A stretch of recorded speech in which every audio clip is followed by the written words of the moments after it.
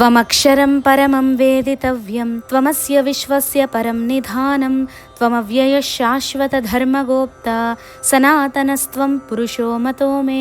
కృష్ణ, నీవు సామాన్యుడివి కాదు, సాక్షాత్ పరబ్రహ్మ స్వరూపుడవు. నీవే ఈ జగత్తుకంతా ఆధారం.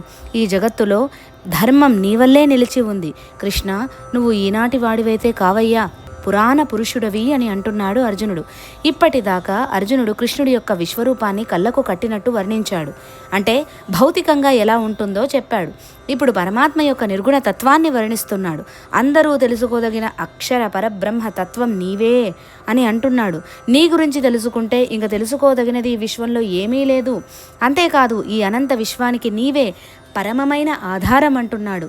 ఈ విశ్వంలో ఎన్ని గెలాక్సీలు, ఆ గెలాక్సీలలో కోట్లాను కోట్ల నక్షత్రాలు, వాటి చుట్టూ గ్రహాలు, ఇంకా ఉల్కలు, తోకచుక్కలు, ఇంకా ఇంకా ఎన్నెన్నో ఉన్నాయి.